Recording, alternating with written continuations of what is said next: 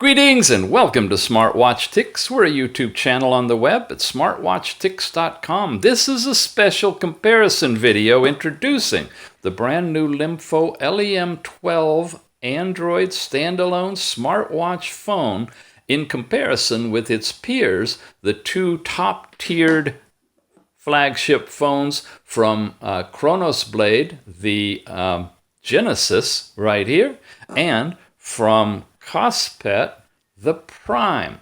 Now, you notice right off the bat that there's a few differences. Let's start with the front-facing camera. On this one, it's on the right. On this one, it's on the top. And on this one, it's on the left. So, which one's better? Well, let's put it in perspective. If you have it on your left arm, which a lot of right-handed people do, I'll just show you on the Genesis here. There you go. If you're doing some sort of an activity and talking on this thing, let's actually get into the camera. And there it's, with the camera on the top, you see it's pointed out this way, but I want to switch it around here and point it toward me. Okay, so now you see me.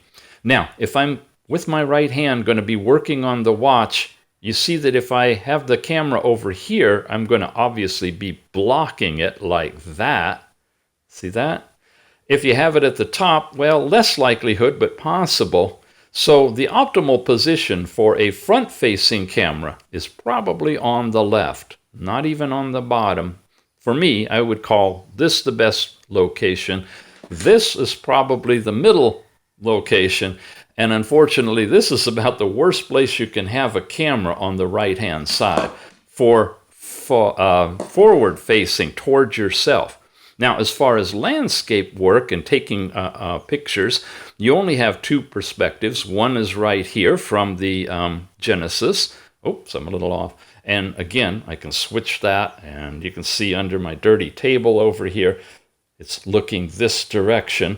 So when my arm is pointed toward me like this, the camera is pointed forward. The other option is it's pointed over here to the side. And that's where it gets difficult, because if you bend your wrist up a little bit, you'll block the view. So let's try that here. Come over to camera and pop into the side view. And there you see just a white piece of paper, but you see what I'm talking about. If I have this on, I have to always walk around with my wrist down pretty far in order not to be getting a picture of my the back of my hand. And that's been a drawback for a long time. The LEM12 perpetuates that design. It's still another one with a side-facing camera. So is the Prime. The Prime combines them both right here. So with both of these, you have your camera to the side. Now, if you're not interested or care about taking pictures, then none of this really matters to you. But if you are thinking of photography, then my vote would be going toward the Genesis because of that perspective of the forward-facing camera and the location of the one that's going to take your selfie pictures.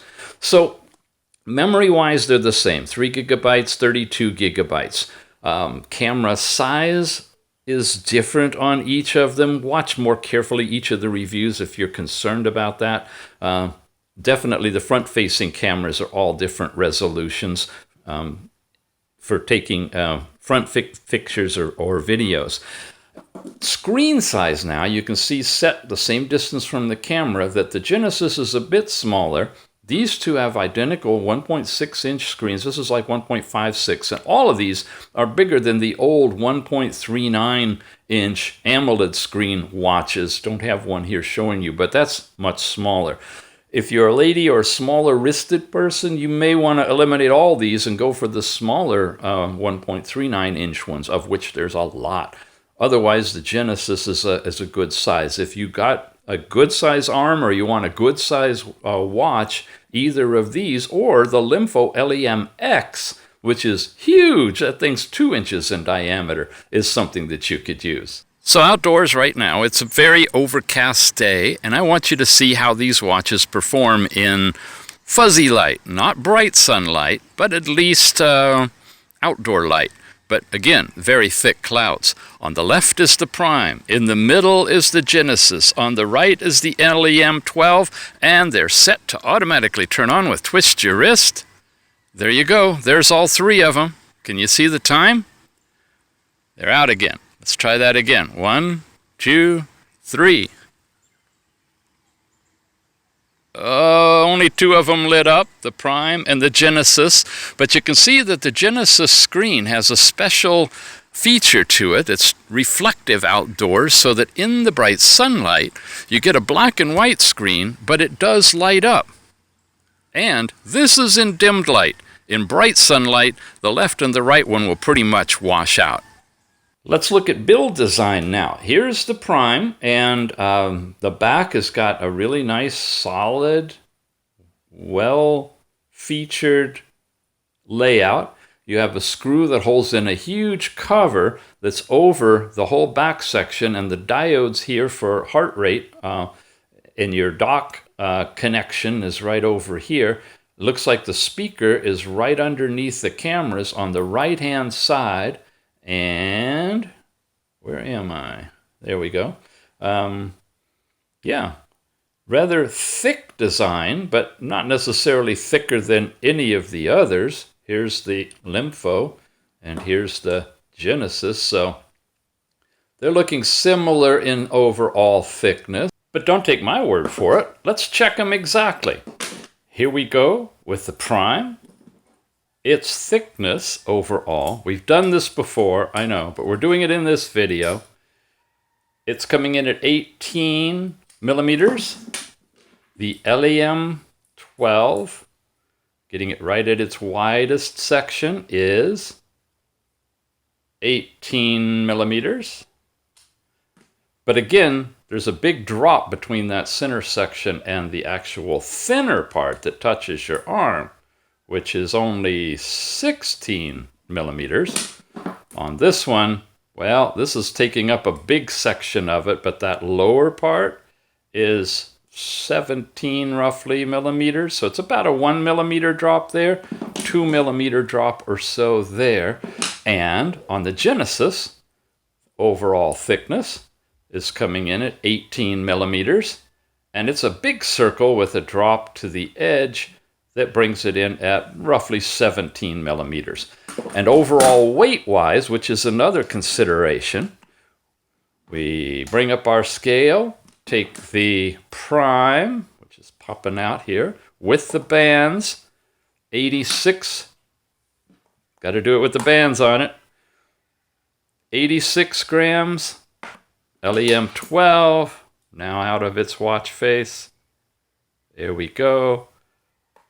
Not that the watch face weighs any more or less, 69 grams. And finally, the Genesis, back to its watch face, just because I'm strange about that. Come on, you guy. Oh, well, whatever. We are at 72. So the lightest of the bunch appears to be the LEM12, right? 69. 3 grams more, 72. And a whole bunch of grams more to 85. Perhaps it's because of the big battery they claim to have inside of here, but it is overall a bigger watch. The LEM12 back design is a bit more fancy. It's got what looks like carbon fiber backing to it. It's got the same type of a port here for putting in your SIM card, only it's not covering the whole back. It's just that little section, and it's separated then from the heart rate sensor section. This one takes off that whole cover. Again, the charging pins are up at the top with the dock arrangement. These are straight. These are curved. This you can use pretty much any standard 4-pin connector, as well as the power bank that comes with this one. We'll talk about that in a second. And this one's curved. You have to use the dock that it comes with. And the Genesis now, on its back, is totally different. It's got a centralized circle. It's got a design that bothers me a bit because you can't get into it. Well, you can get into it really easy by lifting it with your finger, but you can't secure it really tight like you can with a screw. So in terms of water retention, this one is probably going to be your best. It's the smallest area. This one's second best, although that metal could bow a little bit and water could come in under there. And this is the third because you can just click that thing out and there's not a lot of water resistance here. There's no gaskets or anything. The water could seep in there. So if you're going to be in and around water, probably the LEM12, followed by the Prime, followed by the Genesis. But that's only if you're really going to sweat a lot and possibly get moisture in from your arm, or you're going to be actually around water where you might be getting these things splashed. And definitely don't submerge any of them. I really don't know that they would survive very long underwater. And the last thing to cover in this little comparison of these three watches are these docks. This Kospet Prime does not have any additional dock to it, but it says it's got a really humongous battery in it. The LEM12 and the KronosBlade Genesis have reasonable batteries in it, and they also have supporting docks. So let's talk about that. The LEM12 has this 900 milliamp hour battery dock, which supposedly has a 900 milliamp hour battery inside of it. Look at the difference in size, huh? How do they have the same size battery in such a huge thing compared to that? I don't know. Anyway, battery life is battery life, and all these milliamp hour things are sometimes not exactly accurate. Take them with a grain of salt, all of them, especially 1200 and some odd.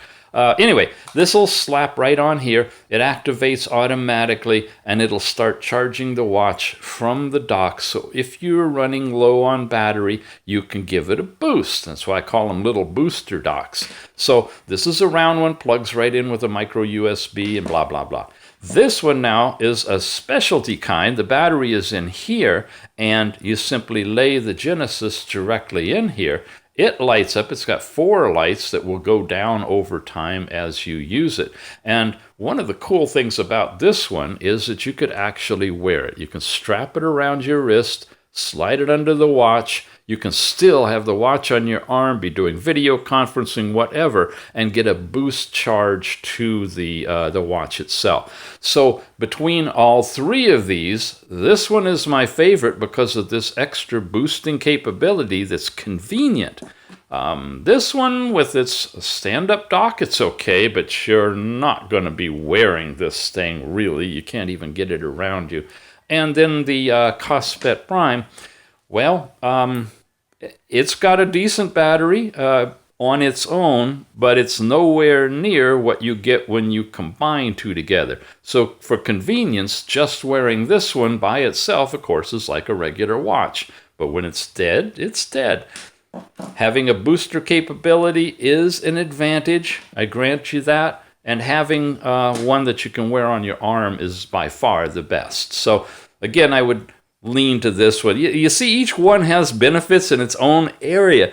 So it's really kind of hard to settle in on one watch.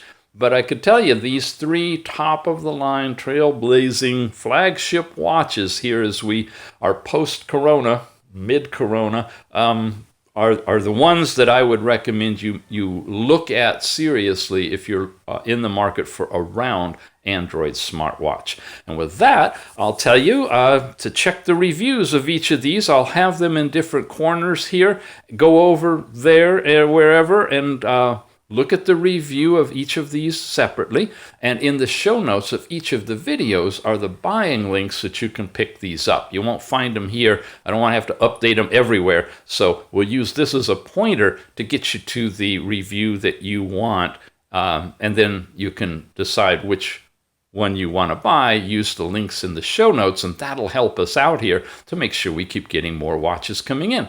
Okay then, you've been watching SmartWatch Ticks. We really appreciate your subscription and being here. And hunker down, gang. We're going to get through this whole thing. Maybe we already have, depending on when you're watching this. And enjoy your watch, whichever one you get. We'll see you again soon.